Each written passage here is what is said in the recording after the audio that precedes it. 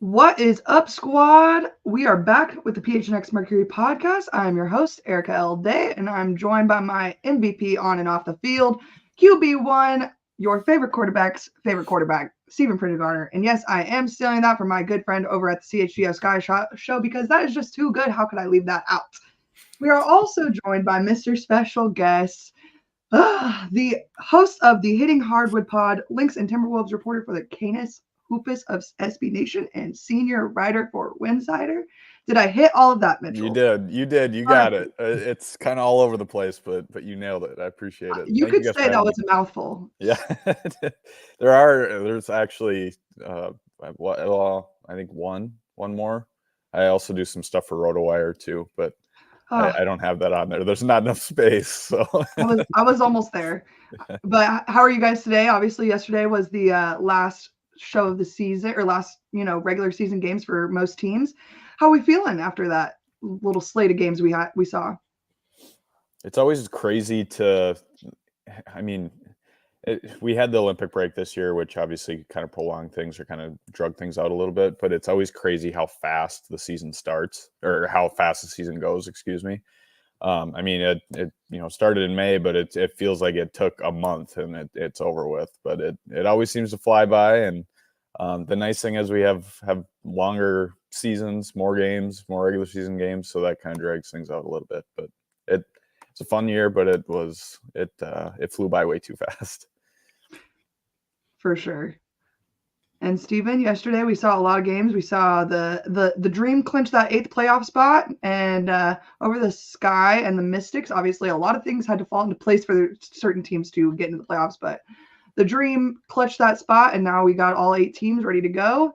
And I think we got a pretty good playoff slate headed our way. Oh my goodness. Yeah, well, what I was mentioning on the Sky podcast earlier this week, the team that was most healthy crossing the finish line between those 3 teams vying for that 8th place spot was the team that I felt deserved it most. I don't think either one of those 3 teams wins a game against the Liberty.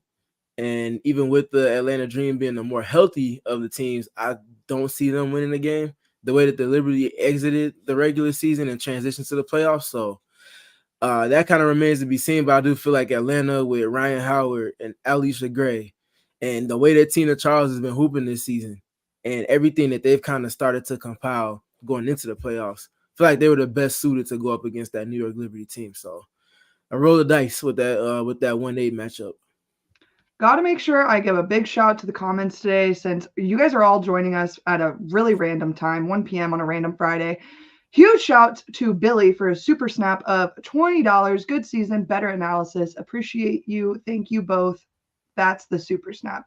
Gringo Billy's been tapping out in with us all season, so really appreciate that. I wanted to make sure I give a big shout out to all of you who've been here all season, because I know I said it to you guys all in person last night, but quite literally, Stephen and I could not be on the screen talking to you if there was no one to talk to. So appreciate all of you guys tapping in with us for both of our first season with the PHNX Mercury podcast.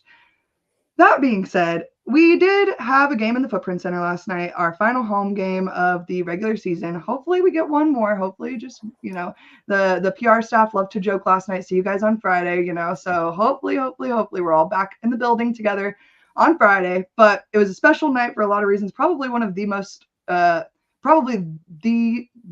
special game of the Mercury's homestand this entire season. It was something out of a history book for sure. I don't think there was a dry eye in the house, whether it was anyone on the team, anyone even on the Storm's bench, the crowd. It was an emotional evening filled with lots of love for DT, as she obviously so good and well deserves. And like Chloe says in her comments, very cool for it to be her first game. It was just a wonderful, wonderful night in the Footprint Center. Obviously, the Mercury couldn't get the dub, but we kind of talked about that on Monday, that, you know, they were not exactly going to be willing to show their cards. And, you know, they're looking ahead to the big picture in Minnesota. Yeah, all of those things are really good. They make a lot of sense, and all of that context is important to note. I will say that I expected to see a more sharp team coming out in the final game of the regular season. Obviously, rotations are different. Players are not playing the same amount of minutes they typically would. The game's significance couldn't be any lesser in terms of impact on the standings or record. All of that stuff applied. I desired to see a lot more sharp of a Phoenix Mercury team that came out. Obviously, it was great to see Collier Copper just compiling minutes in any capacity. That's a big step from what we saw in the 3 or 4 games prior to yesterday's game. But the Mercury they weren't sharp yesterday.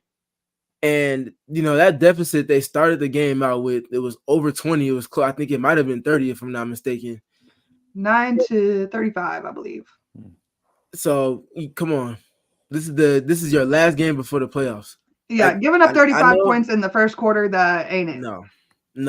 And I know the context matters, so I don't want to ignore it. But at the same time, the Seattle Storm didn't have much to play for either. And you see the sharpness and you see the attention to detail and the connectedness that they play with.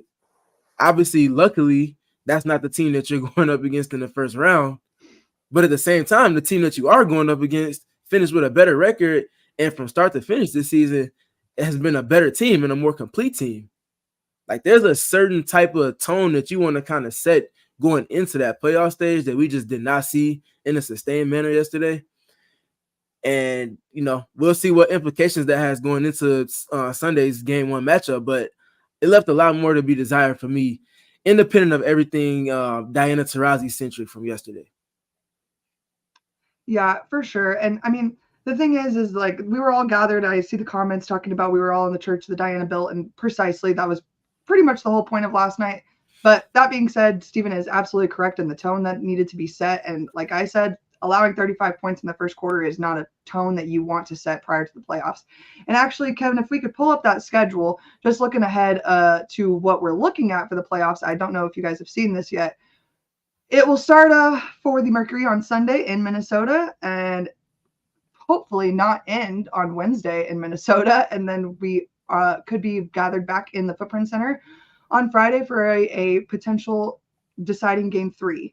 I think that, you know, earlier this season, if you had asked Stephen or I if we thought that they would be in the 7th seeded spot for the playoffs, I think we probably both would have laughed at you. But that being said, with the trials and tribulations that this team has felt with injuries and the Olympic break, and just the way that the cookies have frankly crumbled for the team, to finish 19-21 with having only played 10 games with their actual starting 5 is more than you can ask for. Go ahead, Ms. I was just going to say, you know, from watching from afar, obviously I haven't been watching, you know, Phoenix as closely as Minnesota or whatever, but I do, you know, it's very similar to, I kind of view it like, well, even this year they were dealing with it, but Washington, how it's a team that has talent, you know, they're better than what they finish or where they're at, but they're just not able to put things together because they've had injuries, and that's an unfortunate reality. I mean, everybody deals with it, but, you know, some teams obviously deal with it a little bit more and have key pieces that are injured a little bit more.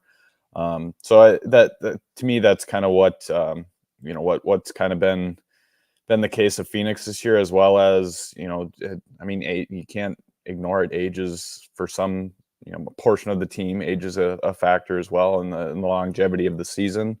That all comes into effect as well. But that's just kind of how I view it from a outsider's perspective, I guess.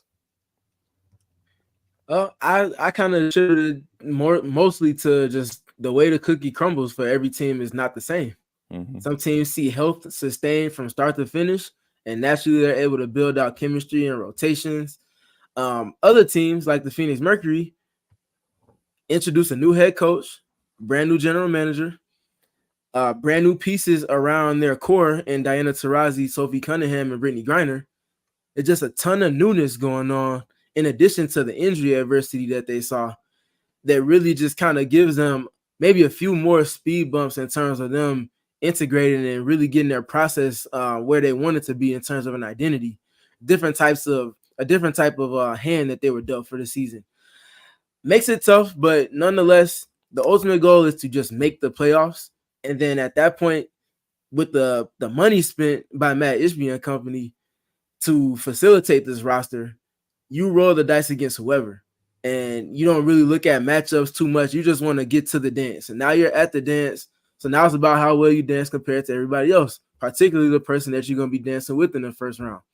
And, that happens to be a team that's been a thorn in Diana Taurasi's side over the course of her career, which makes fun for the potential of this being her last season. She gets to go against this team in the first round. Very curious to see how this first round series kind of turns out. And I'm really excited to dig into it. Playoff basketball is just special. Well, I'm so excited, and I'm going to let Steven take over here really shortly to do a bunch of math with us, and because we all know it's going to give me a headache. But before we do that, I got to get to the slate of the day because, quite frankly, it's just like it plays too much into all of this to just move on before we – like I said, last night was special for a lot of reasons, but having all 5 of the starters come out in either a limited edition Diana Taurasi GOAT jersey, just like the one I picked up for myself, y'all already saw. I had to max out a credit card. Just kidding. Mom, don't be mad. But all the squad came out in these jerseys, and I'll just let Kevin play the TikTok because it did bring a little tear to my eye this morning, and so it was obvious what the slate of the day was on this fine Friday evening.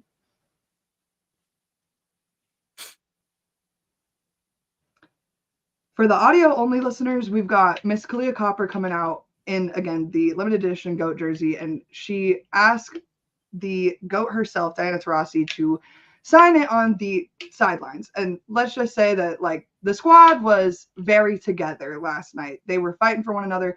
The first quarter was not what I wanted, okay? But then they came out in the second and only allowed 8 points and kind of turned things around. And given any other first quarter of the season, they might win the game.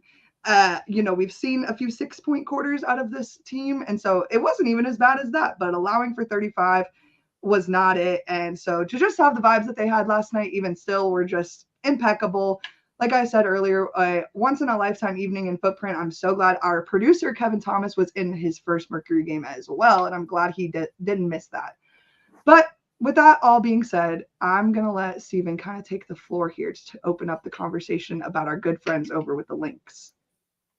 I'll say one more quick thing about yesterday's festivities. The fact that we don't know if that was the final regular season game, a potential last game that Diana Taurasi plays at home in a Mercury jersey. If this was the NBA side of things and this was LeBron James and he decided to not say anything until the last couple of weeks, you better believe his last potential regular season home game at home would have been on national TV in some capacity.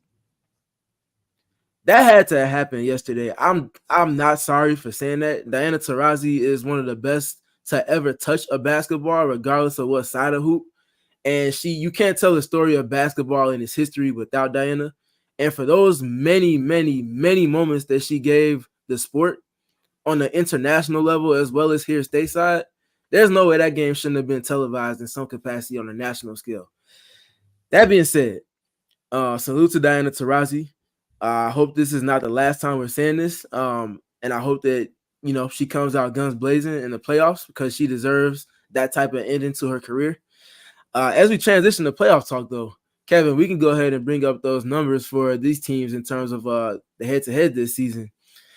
The Phoenix Mercury have not had the most fun against the Minnesota Lynx this season. Obviously 1-3 in terms of record against them this season. And these stats on the left are the Minnesota Lynx elite level numbers on a league-wide scale for the season. The numbers on the right are specifically against the Phoenix Mercury this season. And you can see a stark difference, an uptick, higher efficiency, just generally playing better when they're going up against the Phoenix Mercury this season. the fact that this series, especially with it being a 3-game slate to start in the first round, that they have their first 2 games will be in Minnesota. Obviously, the biggest boogaboo for the Phoenix Mercury this season has been trying to win games on the road. That all bodes extremely well in favor of the Minnesota Lynx in this series. And before we kind of start diving into the weeds and matchups and numbers and all of that fun stuff, I just wanted to make sure all of our viewers had a chance to see those numbers side by side to just see the type of adversity and mountain that the Phoenix Mercury are up against in this first round matchup. Yeah, I mean, we saw early in the season the Phoenix Mercury take on the Minnesota Lynx at home and win in that epic fashion with the buzzer beater from Clea Copper. And it was epic. But that being said, since then, they have really, really struggled with the Minnesota Lynx, whether it's at home or on the road. And so needless to say, they will need to come out a much better team than what we saw yesterday and in the last game we saw against the Lynx in order to beat them in the Lynx house. Yeah, Mitchell, I'm very curious. What's been your assessment of the Phoenix Mercury matching up with the Minnesota Lynx? And then you can kind of dive into telling the story of the Minnesota Lynx generally this season and specifically against Phoenix. Yeah, you mentioned that 1-point game, the 81-80 game, that was the best game out of the 4 that we've seen. The matchups have maybe been a little bit closer, a little bit more entertaining than maybe what the final scores were or what they indicate. It's a fun matchup between these two teams. There's a bunch of talent on each side of where the scoring can come from. Specifically for the Minnesota Lynx, they have more depth this year than I've seen in a while since maybe their dynasty era. Just with the fact that they have 5 starters that can all hurt you at different points in the game. They have 4 or 5 players off the bench that could even come in and do well. And step up when needed. And then they go out at the deadline, they add Mitchell Hansen, which I think is going to be a huge addition for the playoffs specifically. But kind of tying everything together, what Minnesota does well and what they've really done well against Phoenix as well as the rest of the league is just be able to do a few things. Defense, this team has been amazing defensively. They've been great all season long. That's been true against Phoenix, and as well as being able to distribute and also have success from deep. That's been the recipe for Minnesota this year. It's really they've moved the ball a lot more than they have in the last couple of years, and their assist numbers have shown that. Courtney Williams has been a big credit to that. So they're just very spread out, very very, very talented on both ends of the court, which makes things tough. And they are, not only did they have a successful season, but they've been playing absolutely red hot since the Olympic break, going 13-2 over the final 15 games. And they're playing their best basketball at the best possible time. So it's going to be, I'm not trying to get too far ahead of myself here. It's still the playoffs. You still gotta beat the team in front of you, but I have a hard time, I have a hard time believing that Minnesota will not be making it out of the first round. Can't say I really blame you. Like you said, they're playing red hot. It's kind of the case of who's going to beat the team that's playing the best basketball right now, and can it be the Phoenix Mercury is the big question right now. The team we saw early in the season probably is the answer, but we haven't seen that team in quite some time. So it's going to be a difficult game for the Mercury, and they need to win one on the road in order to bring this back to the footprint. I see people talking about how they can sweep in Minnesota, and I just have to laugh. And the other thing is too, like the Lynx are, they're an impressive home team too. They're 16-4 at home this season, tied with New York for the best in the league. It's Target Center. If I know the Lynx fans, they're gonna be packing Target Center, and it's gonna be rowdy in there. So they're a tough team to play at home. It gets hard when they're inside Target Center. Yeah, I think for Mercury fans, obviously the X factor is something that's bragged and boasted about in terms of that home court advantage and that connection with the fans. I don't think that the Minnesota Lynx and everything that they've established with their franchise are far behind that in terms of the relationship with the players and the community, the franchise in the community, the head coach in the community. And I mean, needless to say, the championships that they've compiled over the years and established in this relationship, there's a standard and precedent for this team. And the players that come into the franchise or that are even interested in being a part of the franchise know that. Speaking to Courtney Williams, Alana Smith, obviously Maisha Hines-Allen, like you mentioned, and even Napheesa Heidemann. And it just makes for a winning culture, a winning environment. So they're not walking into a sweet opportunity in any capacity. I want to make sure that's understood. I know the X Factor is probably the best home court advantage in terms of the fans that get rowdy and involved with games, but Minnesota is not far behind that. I think that everything we saw with the Minnesota Timberwolves in the playoffs will be every bit of what we see with the Minnesota Lynx in this first round matchup. And the irony that it's another Phoenix team as a lower seed going up against the Minnesota team as a higher seed in the playoffs, just a month or a few months separated from each other, is it's kind of funny in terms of the little poetry with basketball. But yeah, it's gonna be rowdy. The Mercury had a work cut out for them, especially on the road. And it's gonna be fun. This is what playoff basketball is all about. Throw your flaws on the table and see if you can address them. Well, before we get, I do want to make some predictions with you guys while we have us all on the show. But before we get into that, I do want to ask, Steven, we've watched this team struggle with rebounds. We've watched this team at times struggle greatly with their defense. What do you think are the biggest Mercury keys to this game? Yeah, to the whole series. I'm sorry. Yes. No, you good. First things first. First thing is this is important than anything else. Rebounding the basketball. If Minnesota has any single flaw, it's going to be rebounding the basketball. It's something that they've shown to be a variance with over the course of the regular season. And it really takes some nitpicking to find a flaw in that team's process. But one thing that they don't have is Brittany Griner. Now, one thing that they do have to kind of combat that is the best rebounding guard in WNBA history, and Courtney Williams. And it's going to be fun to watch her and Natasha Cloud go at it because those are two of the more physical guards across the entire W. But the Phoenix Mercury have to do something that they haven't shown to have done consistently all season to win this series. You want change, you got to do something different than you did it prior to that. They have to rebound the basketball, and they have to do so in a sustained manner. That means 4 to 5 players every time a shot goes up have to be boxing out players.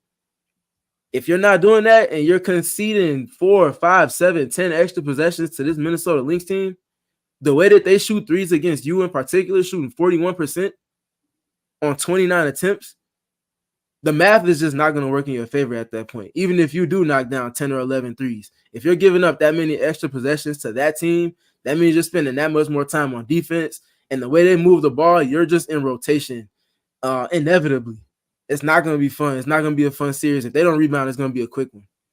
Kind of feeding off that too a little bit. One thing that has kind of hurt Phoenix, and Minnesota's done a good job, against a lot of teams in doing this, is Minnesota gets a lot of deflections. They turn people over and they turn that into offense immediately. And that's something that we saw in the 4 games during the regular season. I mean, I think it was Phoenix had just under like 16 turnovers a game, something like that. Maybe it was somewhere around there. But I mean, it's they've just been able to turn Phoenix over and make them pay for it, and that kind of goes hand in hand with the rebound aspect of things. But I mean, those are definitely 2 areas that I think are of concern or areas of focus that definitely should be addressed in this series. And then go ahead. Defense and rebounding. You can't get championships. You can't advance in the playoffs without those things. So I think it's important for both teams, but I think because it's been such a pressing weakness for the Mercury, it's that much more important for them to execute upon that before anything else. I think everything will kind of stem from that, and the barometer on a per-game basis will be solely tied to the defense, the rebounding, and then obviously the third in that tier, if I had 3, would be ball security, which obviously would play in the favor of Minnesota on that too. Mm-hmm. Well, and for Steven's got to have it. You know what else we got to have? Does Steven know what else we gotta have? He don't. What's He know that? it's okay. It's Empire Flooring. So if we could just, I almost gotcha. Mitchell, you have a house or a place that you live, right? Yes. I'd imagine you have floors in that place that you live. I do. And if you wanted to replace those, do you know where you could go? I think I have an idea.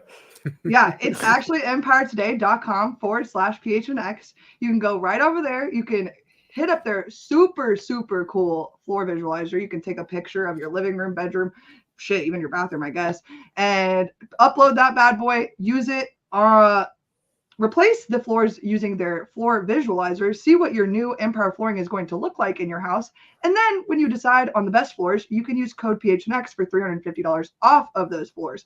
I don't think the deal gets any better than that, right? We can all agree? I do need new flooring. Mitchell, I've got a site for you. So hit up our good friends over at Empire Today. You can hit up the CHGO SkyPod to hear Chris Pennant sing the jingle. But until then, you can go to empiretoday.com/PHNX for $350 off of your new floors. And again, hit up that new floor visualizer. I'm probably going to go do that to my living room right after the show is over. See what we can do before the playoffs get really started. You know what I mean? See if I can just remodel my house in like 48 hours. What do you guys think? Get to Minnesota and get my floors redone all within a week. Wow. I've got a hell of a week planned out for myself. I don't know what more you could ask for. Well, I've actually never been to Minnesota, so you're actually correct. I'm really excited. I think I'm going to make my presence known for game 2, so watch out on the media row. Okay. I'll be there with my hands crossed and hoping for the squad to bring a win for my gang back in Phoenix so we can be gathered in the Footprint Center one last time together. I have to admit right now it's not Phoenix warm, but it's actually not bad here. I think it's going to cool down a little bit when you get here for game 2. But it's been around 75, 80 degrees here, which is, I'll take it for mid-September. I will just tell you that means I will be wearing a sweatshirt the entire time I am there. Well, it will be like maybe a high of 70 by the time you get here. So it's starting to cool 88 off. today, and I as soon as this is over, I'm putting a sweatshirt back on. Like, it's so cold. Which actually, I do have to give a big shout to Chloe in the chat who made me this custom Eras Tour Diana Taurasi shirt. She has her Redbubble up now, so y'all know, hit up my Twitter. Her Twitter's on my Twitter. You can go find the shirt. It's pretty sick. I do got to say so myself.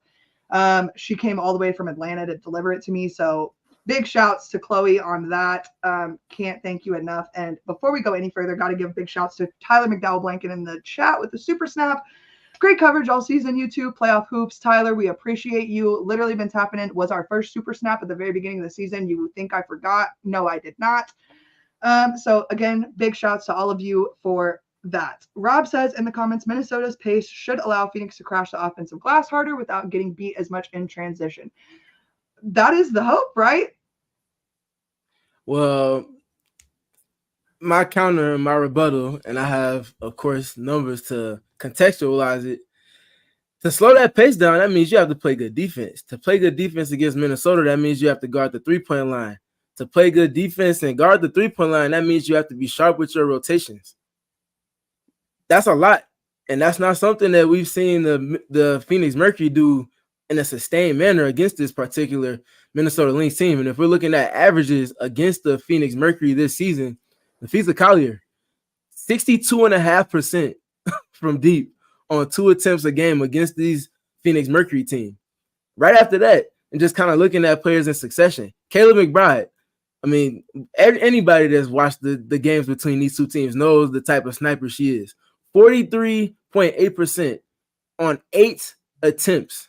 That's it. It's only 8. It feels like a million every time the Mercury play the Lynx. It's absurd. She's 3.5 threes made a game against the Phoenix Mercury this season. It feels like a 3-point shooting contest every time Kayla McBride's in the building. And for me personally, in addition to Kayla, I'm surprised by the number being so low in terms of volume. But Alana Smith, 41.7% on 3 attempts a game against the Mercury this season. Dorka Juhas, 50% from deep. Alyssa Peely, we saw the game she had in that third matchup when they were in Minnesota. Obviously, she might not play as much as the other players that I named, but she's another player that even had an opportunity to kind of get off from deep against the Phoenix Mercury. So you talk about the pace potentially being in favor of the Mercury. There's a lot of ifs within that. And if they play it the way they need to win these games, I could see it potentially being something that could be an advantage. But if they defend the way they did in the regular season matchup and these players are shooting these numbers from deep, it's a 2-game sweep. I got to keep it honest. Yeah, one name you didn't even mention who's playing she is playing her best basketball this season. But Bridget Carleton, she's also taken her game to the next level over the last 10 games. Like, she's been averaging 11 points the final 10 games going into the playoffs. Like, she has been playing some great basketball, and she has kind of almost taken over as of late a little bit of the Kayla McBride show when it comes to hitting big threes or timely threes down the stretch, whatever it may be. But I think Minnesota will take whoever's hitting them. Either one they'll settle for. But yeah, she's been playing outstanding as well. That's the one thing I will say about Cheryl Reeves is she knows how to feed the hot hand and keep it going and keep it hot. She is a very good coach in that sense, that once the team has kind of come out and started playing, she allows them to decide what type of team they're going to be, and she sticks with that throughout the game and lets them facilitate themselves, which I think is a really special gift when you have as much talent as you have on the Minnesota Lynx. I think that part speaks directly to Courtney Williams. And that's someone that I had a chance to talk with Mitchell as well as Jack, which shout out to Jack. I haven't heard from him in a while, but I hope he's doing well. I had a chance to talk with them both prior to the start of this regular season about the additions of Courtney Williams and Atlanta Smith, having covered both of those players with the Chicago Sky last season. The fact that Minnesota got Courtney, and then in addition to that, maybe a couple of days or a week or so later, they brought in Atlanta. People were talking about everything that Seattle did, ultimately and eventually everything that the Mercury did in terms of being loud with names and the additions that they made. I made sure I noted on the podcast as well as in written format with Jack that this Minnesota team will have a heavy say-so in home court advantage in the playoffs and who's ultimately going to represent the West come finals time. And they're very much solidified in that position right now. And a lot of that is coming from everything that Courtney Williams is doing from the floor general position for this team. And I think her impact hasn't even been hit and felt to the magnitude that it will be on the playoff stage, because when teams start over-rotating and trying to run the Minnesota Lynx off the three-point line, is there anybody in the W, excluding Asia Wilson, that knocks down the midi as efficiently and as reliably in a multitude of ways off screens or via their own dribble than Courtney Williams does? Like, that midi pull-up takes on such a heavy magnitude come playoff time. It's like the ultimate counterpunch. Teams are focused on, we got to get a heel on the three-point line, run Kayla off the three-point line, run Bridget off the three-point line. Don't let Fee get any clean catches from deep. Atlanta can't get clean catches from deep either. And then you just got Courtney Williams knocking down 7 or 8 middies. And if we're talking about math over the course of a game, that's something else that if she's knocking that many down, it's hidden to the magnitude of 3 threes at that point. So it's just the ultimate counterpunch. And I'll get to Atlanta in a minute, but I want to make sure Courtney Williams got her just due, because she'll be an X factor for Minnesota in these playoffs. Any words from you on? I would just kind of feed off that a little bit of, when it comes to Courtney Williams, I agree with you, Stephen. We talked about this before the year that we thought that, that signing specifically would be a big signing and help this team. The biggest thing for Minnesota is just getting a player there who can not only be an extension of the coach, which is exactly what Courtney Williams is. That's what every point guard strives to be and what you want your point guard to be. But having somebody there all season long is something that Minnesota hasn't had for a while. They've had a kind of a flux of point guards really since Lindsey Whalen retired. And having something like that, and having not only one, but two with Napheesa Heidemann, that's huge for this team. And just knowing how the offense is going to be set up, how things are going to be ran, and also, providing 2 solid offensive threats. And you mentioned, Stephen, with the rebounding of Courtney Williams, that's something that's rare to see a point guard do so well, and she does that so well. But she just brings her, and as well as Elena Smith, bring a lot of the little things to this team that make a big difference and put everything together. So I agree with you. It's been better than what I thought it would initially be with these additions. Obviously, their strong start to the season, I didn't expect. That was a pleasant surprise. But it's been what they've been able to do over the course of the year, taking another step, has been, to me, really impressive. And just because I know Steven's ready to speak on it, Phoenix Mercury, Diana Smith, I mean, she's been just playing her little mind off this season, right? Like, ridiculous. So her nickname out here in Chicago that she earned last season, I believe it might have been Collier that gave it to her. If it wasn't Collier, then it was definitely Courtney, calling her Big Land. And I want to preface with Big Land because one thing that she wasn't able to do, which the Sky certainly tried to do, especially with the injuries that they had in the front court last season, was try to see how well she held up at the 5, just to optimize spacing, tap fully into her versatility offensively as well as defensively, and just kind of see if they could kind of shift the tides of games over the course of it through a rotation. She didn't hold up the best against 5s last season, and that was definitely something I was curious about as far as her transition to the Minnesota Lynx, because naturally she mentioned one of her main reasons for not coming back to Chicago was that she wanted a guaranteed starting spot. That was one of the preliminary conversations she had with Cheryl Reeve and company in her free agency conversations. So the fact that she was coming into their context and starting, for one, I was very curious because that allows for Napheesa Collier to be a whole lot more aggressive with her defense in terms of being kind of a roamer at times and just providing all types of help with her athleticism. The other big thing, offensively, Napheesa playing with a center that's not occupying either one of the blocks or the elbows every time is giving her 4.5 to 5 more feet of space. And if you're giving Fee that much more space, not just to score in isolation or score from the post or from the elbow, but to cut, which is something that she truly has mastered and really enjoys doing, she gets 7 to 10 points a game off cuts alone. And it just gives her that much more real estate to kind of work in those crevices to really find opportunities to really burn defenses. And I think that Atlanta has just been a gold mine in terms of everything that she's added to what Cheryl Reeve has wanted to do in terms of her desire with this team since the Maya Moore era and transitioning out of that into what is the new now. One thing that Minnesota, I agreed with you very heavily when people that are watching saw me nod my head when you said something about Elena Smith and creating that extra space.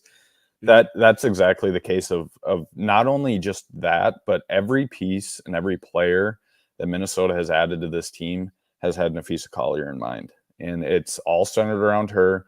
Everybody that can, they can, dive and dash, they can hit from 3. They're very versatile.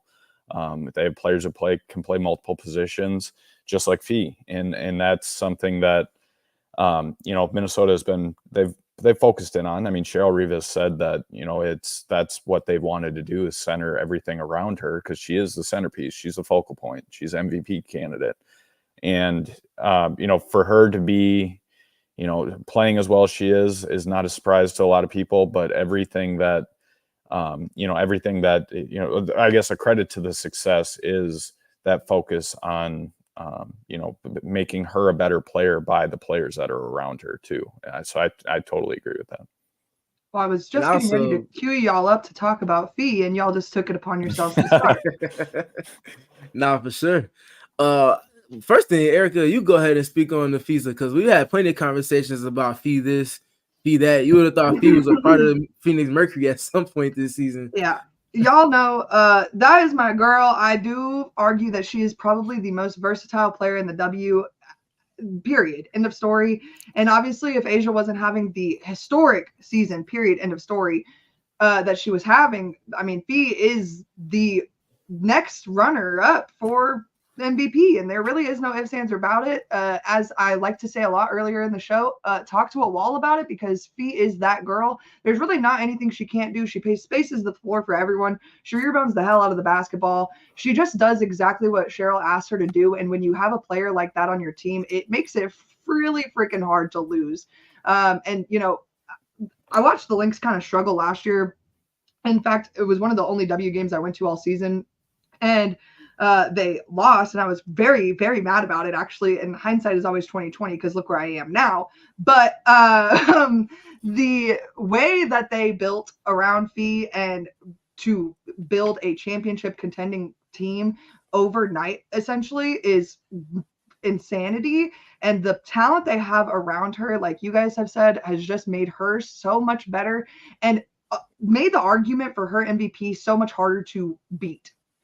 Like, and again, like, if Asia doesn't have the season 10,000 or 1,000 points and everything that she's doing, Fee is easy number 2 in terms of MVP conversation. And I mean, y'all know how I feel about Collier and what she's been doing for the Mercury this season, but Napheesa is doing it all in an Olympic year where she had to play a lot in the Olympics.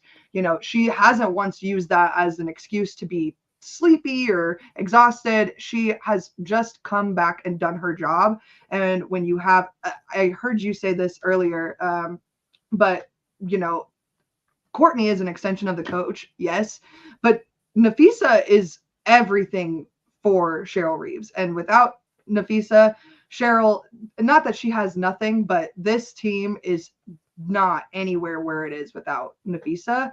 And so it's been a pleasure to watch her entire season. I'm not sure how much of a pleasure it's going to be to watch her in this playoff series against the Phoenix Mercury, but that being said, it's going to be fun nonetheless, because she is an MVP candidate and deserves to be said that over and over and over again on every platform I have. One thing that it kind of stood out to me, I think it was before last season. And it was right at the end of Sylvia Fowles' time. I think Fee got asked it was during training camps early on in the season, got asked by a media member what it's like to, you know, be the person now, be that centerpiece, that focal point. And something that she said kind of stood out to me was, this is the first time since college, which a lot of us know that she was pretty dang good in college and part of some solid teams in college. One thing she said was it's first time since she was in college that they've ran that style of offense, and they've kind of focused an offense around her, or ran an offense around her, or any scheme with her at the center of it. So that's just a testament to Minnesota adapting, changing things up a little bit. We talked about Cheryl Reeve being one of the best in-game adjusters, in-season adjusters, and planners that there is. And they've put her in a position, as well as other players, to have success, and that's what we're seeing this season. Yeah, I think you all really hit on a lot of the major, really, really good points, and even some of the less known things about Fee. One of my favorite things about her this season, especially, it's the defense, man. Like, for every bit of her being an MVP candidate, she's equally in that defensive player of the year race. I wouldn't be mad or surprised at all if she won it. She's just been such a stalwart, you can't say anchor, because anchor has like a floor or like a rim protection kind of dynamic to it. You think of Sylvia Fowles, especially with the Minnesota Lynx, if you're thinking about a rim protector. But she's just been their defensive anchor in an evolved version. And you think of a defensive anchor in an evolved version, it's a player that can do literally everything. You need Fee to go guard Chelsea Gray, she doesn't mind it. She can switch there, or she can start there to start a possession. You need her to go guard Asia Wilson, she can do that. You need her to guard, for a Mercury context, you want her to match up with Kalia Copper, she can do that. You want her to guard Brittany Griner, obviously that's going to be tough. It's gonna demand extra attention, but she's gonna do everything that Cheryl Reeve needs her to put the defense in the best situation that they could be for that particular possession. And I think her being so consistent and so active, there's just infinite bounds of value that come in that. And when looking at her this season, I think that's the first thing that stands out. And the ability for her to just so consistently communicate and just be in position to where her teammates can do what they need to. Mitchell, you mentioned the deflections point, which is something I had as an asterisk next to it. They can't be as aggressive in the passing lanes or even on the ball without knowing that Napheesa is somewhere roaming around behind us to take away a cutter or just be in position to where my person can't drive the ball to the nail because she's got her left foot planted there and she's just waiting. And to that point, to kind of contextualize it, the Minnesota Lynx are almost 8 points per 100 possessions better defensively when she's on the floor versus when she's off the floor. And when she's on, they have a defensive rating of 93.8, which is just elite of the elite. And she just gets it. She just understands it. And the fact that she's combining that defensive activity and stalwart dynamic to everything that she does on offense, MVP. She wouldn't necessarily be my pick per se, but she's an MVP caliber player, and she gets any other season is hers to lose. Put it like that. I just want to say that if that ain't no problem was in the dictionary, Napheesa's picture is right next to it. You know what I mean? I agree. But before I let y'all go, we do got to make some predictions. And I know I'm going to be in the minority in these predictions just because y'all know I like to be optimistic on this show and just believe in positivity, joy, happiness, retirement denial, all the things. That being said, I want to get your guys' thoughts on the series of 3, obviously best of 3, first 2 in Minnesota. Let's get your predictions for the first 2 games. And then obviously I will give my prediction for game 3. I think if Phoenix is going to win, if they want to have a chance to win this series, they got to take game 1. I don't think that Minnesota will lose game 2, regardless of what happens in game 1. It's just, that's to me, the way that Minnesota can adjust, how they can, rebound and how they, not no pun intended, but how they can rebound after a loss if they did lose. Or have, how they adjust in a series with a team is I think just incredible. That I think they're going to win game 2 at least. Now with that said, I do also think that the Lynx are just playing too well right now. It's nothing against Phoenix. It's not that they're not talented enough. They're obviously a playoff team. They're talented enough. They could win a game. But I just think Minnesota's going to win both of the games in Minneapolis, and then we'll see what happens with Diana. So. And my good friend Stephen Pridgeon Garner.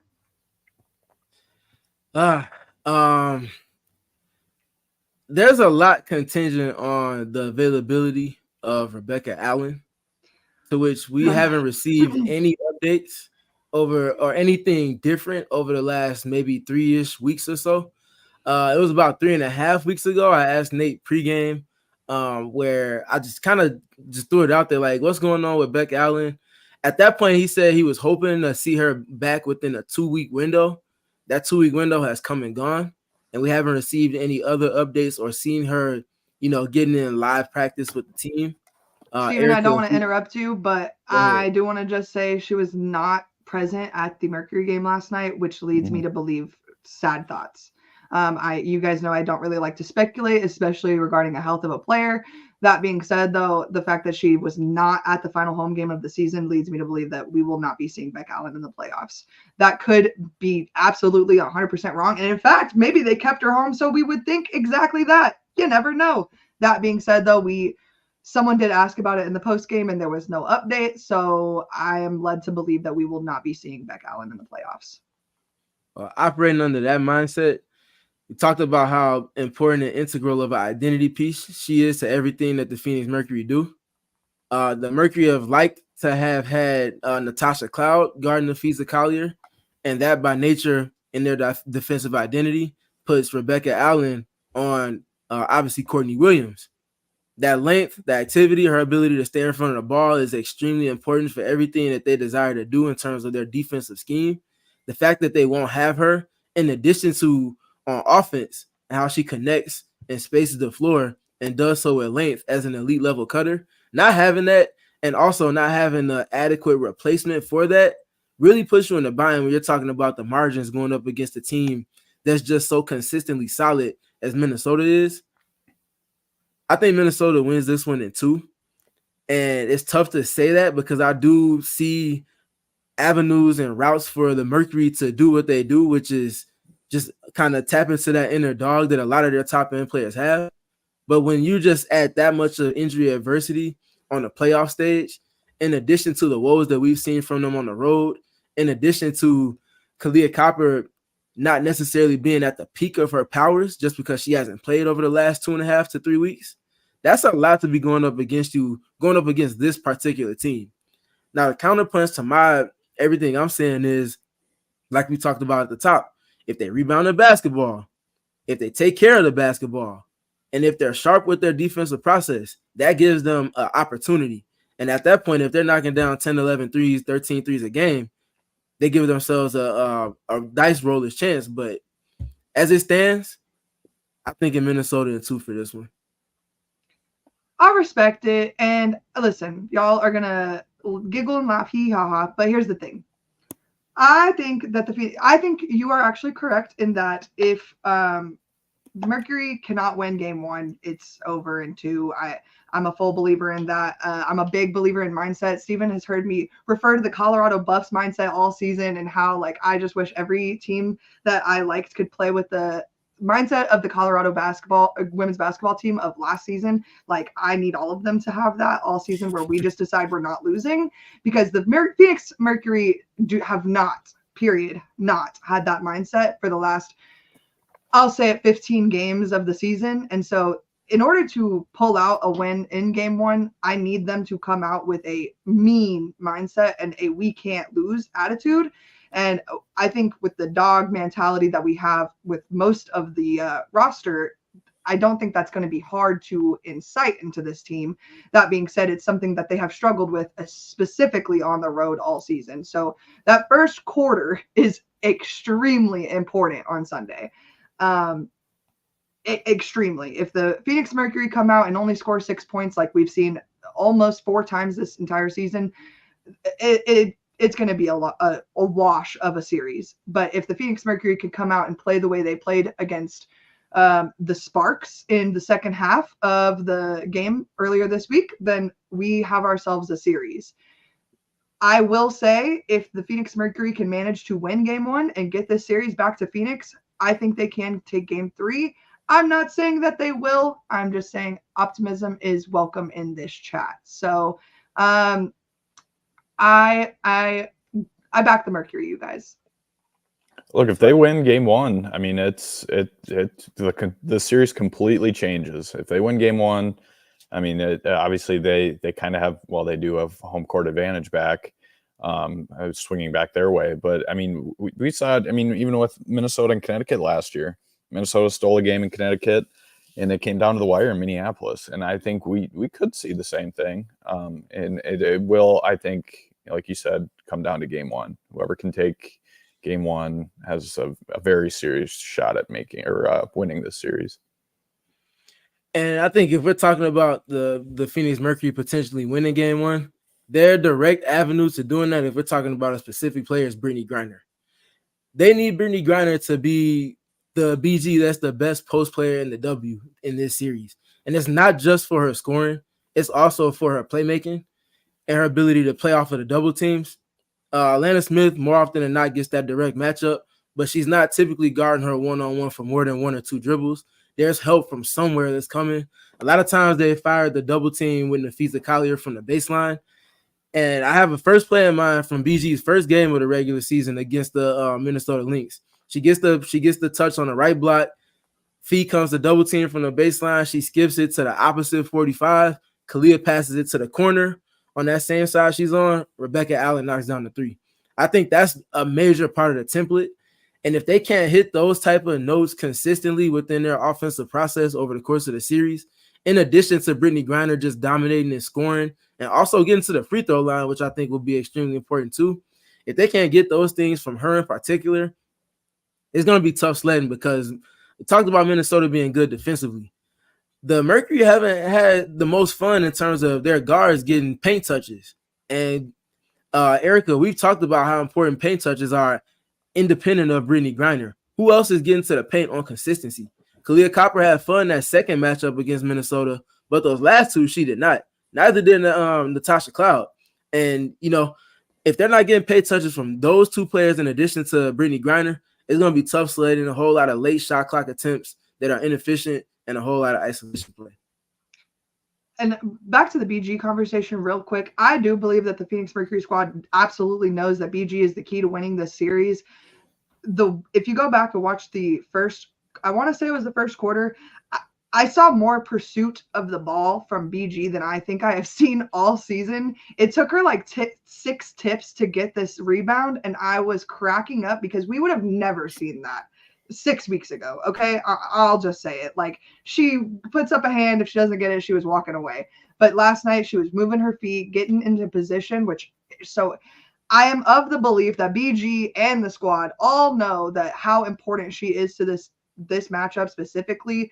And if BG can play, like you said, like the best post player in the country, they have a real solid opportunity at winning this.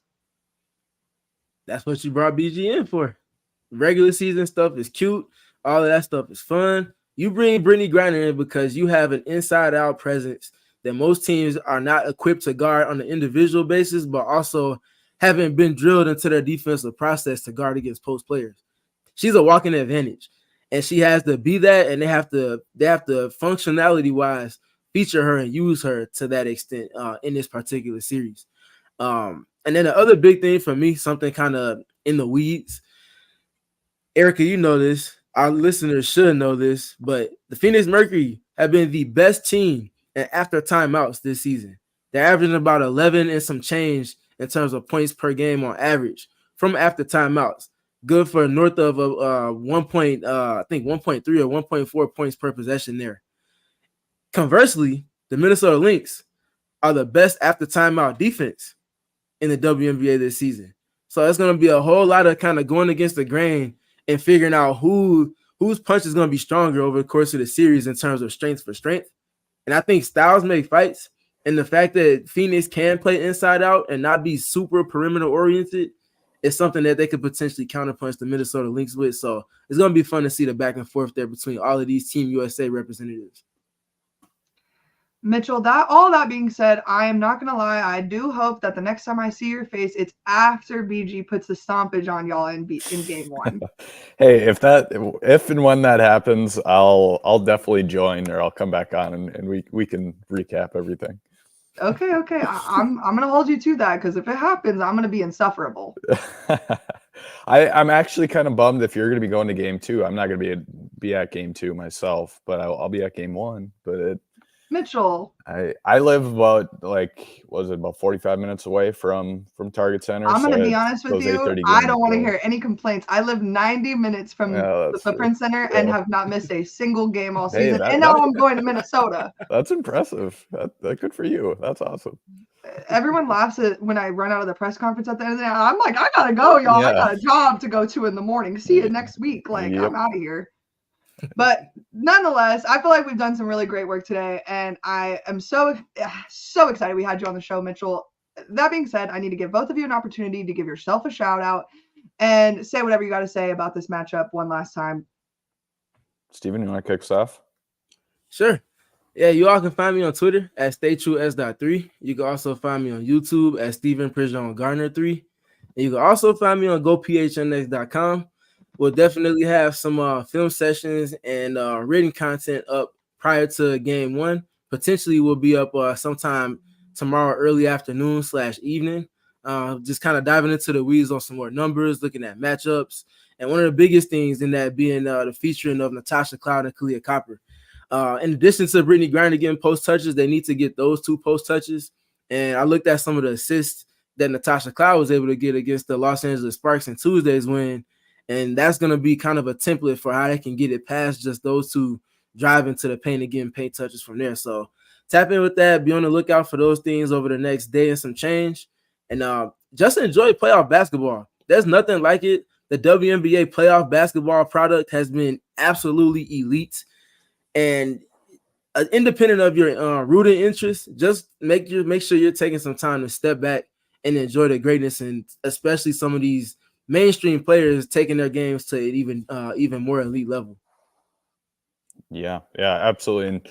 kind of feeding off of that, you can find me on Twitter at M_Hansen13, HANSEN13. You can follow my podcast, Hitting the Hardwood, and you can follow my work at a couple different places, as we mentioned earlier on. But I agree with you, Steven. The playoffs to me are the best time of the year. It's the most exciting time of the year. You never know what's going to happen. Even especially this year, there's really no, back in the Minnesota dynasty era, it was Minnesota, Los Angeles. Last couple of years, it's been Las Vegas, New York are the clear front runners. This year, it seems like anything can happen. There can be a team that can make a run. There's a team that could, pull off an upset, whatever that may be.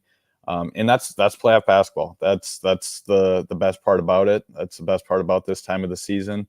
Or this time of the year, but this Minnesota Phoenix series could be very similar to that. It could be, I think it will be a close series. Like I mentioned, I do think that Minnesota is going to end up winning, but whether it's this series or the rest of the series is in the playoffs, it's an exciting time. It's one of the best times of the year, and it will fly by in a flash. So take advantage of it, soak it all in. Because this next month is going to go by in a blink. So it'll be fun, and I'm looking forward to seeing what happens. I got to give a shout out. The playoffs are my favorite time of the year. Last season, the Mystics, New York Liberty, Game 2, I think about it literally every single day. When I'm having a bad day, all I do is go to YouTube, search that game, and I'm watching Tosh Cloud the whole game. That is literally my favorite basketball game I have ever watched in my entire life. And so if I can maybe just one up that in this playoff, land, I'm going to be stoked. So follow me over on Twitter. You can laugh at all of my jokes, my memes, and whatever else I decide to post at Erika Lee Day. And then you can follow us all together over on the PHNX_Mercury podcast, where we are all in retirement denial together. Apparently that's going to get us sent to jail because it's a crime. But Steven, Mitchell, it's been so fun. It's been so real. First regular season in the books. We still got lots of shows left. Actually, I'm sorry. We haven't even mentioned. I'm so sorry. Post-game show. Sunday. Post-game. Right after the game. I won't exactly say it's going to be 10 to 20 minutes after. I won't give you an exact time, but very, very, very soon after the game is done, Steven and I will be hopping on here live to give our thoughts, get your thoughts, talk about it together. So hop in with us. It'll be right after the game is over on Sunday. Hopefully a little bit of a dub action. We get to talk about the stompage that BG put on Mr. Mitchell's team's head. Whoop, whoop, whoop. So I'll join when that happens. I'll join for my drive back. How about that? I'm putting it in the calendar, Mitchell. All right, okay? sounds good. I'm going to add you to the StreamYard link, so watch out, buddy. Right, sounds good. All right. Okay. Well, it's been real. It's been fun. Thank you guys for tapping in with us on this random Friday afternoon, and I hope to see you guys all in the chat on Sunday. We all silly like the mayor.